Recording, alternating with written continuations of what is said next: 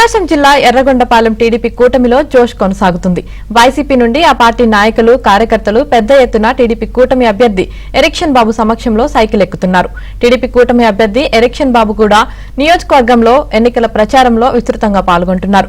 Veligonda project పూర్తి చేసి ఎర్రగొండపాలెం ప్రజలకు తాగు, సాగునీరు అందించడమే ధ్యేయంగా పనిచేస్తానంటున్న కూటమి అభ్యర్థి ఎరిక్షన్ బాబుతో మా ప్రతినిధి Venkatrao face to face.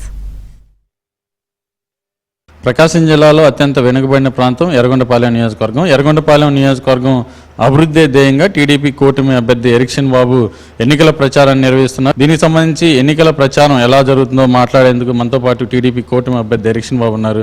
Sir, మీరు చెప్పండి, గత కొద్ది రోజుల నుంచి కూడా ఎలక్షన్ ప్రచారంలో బాగా బిజీ గడుపుతున్నారు. ఎలా ఉంది ప్రజల నుంచి స్పందన? ప్రజల నుంచి విపరీతమైన స్పందన ఉందండి.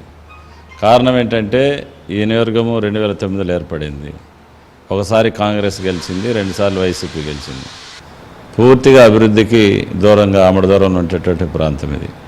ప్రజలందరూ కూడా జగన్మోహన్ రెడ్డి ముఖ్యమంత్రి అయితే మా ప్రాంతం అభివృద్ధి చెందుద్ది. వెలుగొండ ప్రాజెక్టు ఆయన ప్రతిపక్ష నాయకుడిగా ఉన్నప్పుడు వెలుగొండ ప్రాజెక్టును పూర్తి చేసి 6 నెలల్లోనే రైతాంగానికి సాగునీరు, ప్రజలకు త్రాగునీరు ఇస్తానని చెప్పడం జరిగింది. బాగా నమ్మి వేలకు వేల మెజార్టీ ఇచ్చారు. కానీ వెలుగొండ ప్రాజెక్టు వైసీపీ ప్రభుత్వంలో జగన్మోహన్ రెడ్డి గారి నాయకత్వంలో ఎక్కడ వేసిన గొంగలు అక్కడలాగానే ఉంది తప్ప ఏమాత్రం దాన్ని పూర్తి చేసిన పరిస్థితి లేదు, అభివృద్ధి చేసిన పరిస్థితి లేదు. అదేవిధంగా మార్కాపురం జిల్లా మా తాతల తరాల నుంచి కూడా మార్కాపురం జిల్లా కేంద్రంగా ప్రకటిస్తే ఈ ప్రాంతం నల్లమల్ల అటవీ ప్రాంతం అనుకొని గిద్దలూరు, మార్కాపురం, ఎర్రగొండపాలెం, అదేవిధంగా వెనుకబడిన ప్రాంతం కనీరి, దర్శిలో కొద్ది భాగం.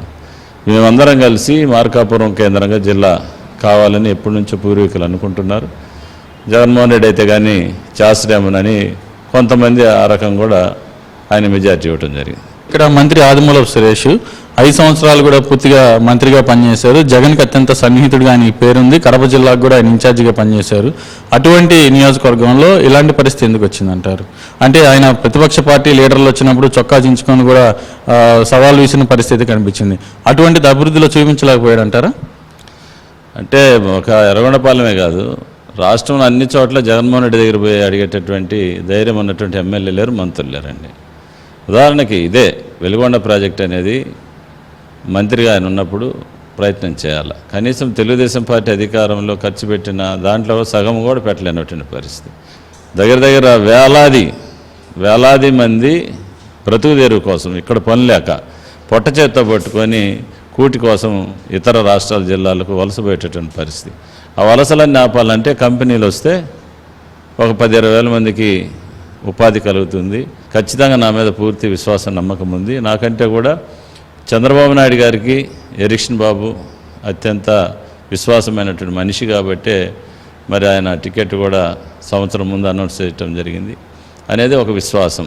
అంటే ఈయన కోటేస్తే ఖచ్చితంగా మన గ్రామ సమస్యలు కానీ, మన నియోజక సమస్యలు కానీ, మన బిడ్డల ఉద్యోగాలు కానీ, పరిశ్రమలు ఇవన్నీ వస్తాయని చెప్పేసి ప్రజలు అనుకుంటున్నారు. వాళ్ళందరూ కూడా వాళ్ళని నేను పూర్తిగా నమ్ముతా ఉన్నా. భారీ మెజార్టీ ఇక్కడ గెలవబోతా ఉన్నాం.